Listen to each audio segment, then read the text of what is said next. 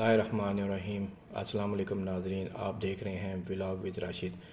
ناظرین، ایک ایسے وقت میں جب پاکستان میں الیکشن ہونے جا رہے ہیں اور 8 فروری کی تاریخ جو ہے وہ نزدیک آ گئی ہے اور ملک بھر میں جلسے جلوسوں کا سیاسی پارٹیوں نے اپنے مہم کا جلسے جلوسوں کے ذریعے آغاز بھی کر دیا ہے۔ ایسے موقع پر ملک کی جو ہے وہ سیکورٹی صورتحال کو سنبھالنے کے لیے پاکستان کی سیکورٹی فورسز اور لا انفورسمنٹ ایجنسیز نے دن رات ایک کر کے سیکورٹی کی صورتحال کو کنٹرول کرنے کی کوشش کر رہے ہیں تاکہ کسی کی کے بھرپور طریقے سے پرامن اور شفاف طریقے سے الیکشن کا انعقاد جو ہے وہ ممکن بنایا جا سکے۔ ایسی صورتحال میں پاکستان کو ایک شدید دھچکا اپنے برادر اسلامی ملک کی ایران کی جانب سے پہنچا جب اس نے پاکستان کی سلامتی اور دفاعی سرحدوں کی خلاف ورزی کرتے ہوئے پاکستان پر ایک فضائی حملہ کیا ہے، جس میں 2 معصوم بچے جاں بحق اور 3 جو ہیں بچیاں وہ شدید زخمی ہو گئی ہیں۔ جواز انہوں نے جیش عدل کو بنایا ہے کہ جیش کے بلوچستان کے کچھ علاقوں میں جیش عدل جو ایران میں دہشت گردی کی سرگرمیوں میں ملوث ہے، اس نے ٹھکانے بنائے ہوئے ہیں۔ اگر اس نے کوئی اس طرح کے ٹھکانے بنائے ہوئے ہیں تو ان کو چاہیے تھا کہ وہ اس حوالے سے پاکستان کو اعتماد میں لیتے اور پاکستان کو کوئی ٹھوس ثبوت فراہم کرتے، جس کی وجہ سے پاکستان اتنی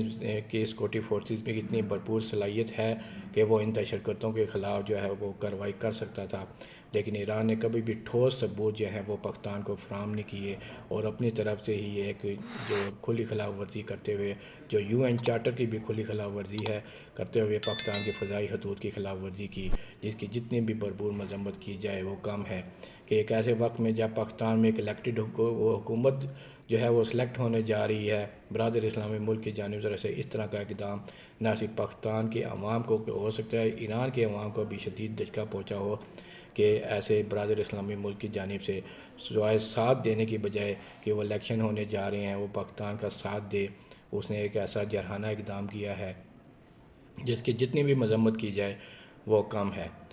اس حوالے سے پاکستان نے بھرپور سفارتی سطح پر جواب دیتے ہوئے نہ صرف ایران سے اپنے سفیر کو واپس بلانے کا فیصلہ کر لیا ہے بلکہ ایران کے سفیر کو بھی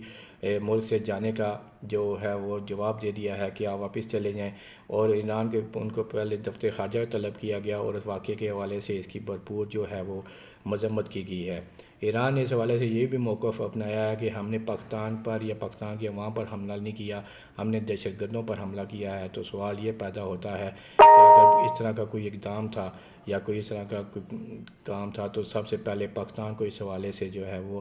ٹھوس ثبوت فراہم کیے جاتے یا ان کا یا سفارتی سطح پر یا کوئی سیکورٹی فورسز مل کے کوئی اس طرح کا آپریشن کرتے کہ ان دہشت گردوں کا صفایا کیا جاتا۔ اس میں جو معصوم جو آپ نے جو دہشت گردوں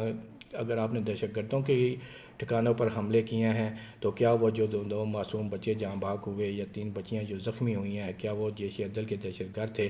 اس کا کیا جواز بنتا ہے؟ اس کے ایران کے پاس کوئی جواب نہیں تھا اور یہ حیران کن بات ہے کہ ایسا کیوں ہوا ہے۔ ناظرین، اس کے اگر دیکھا جائے تو گزشتہ چند سالوں میں پچھلے کئی دہائیوں سے بلکہ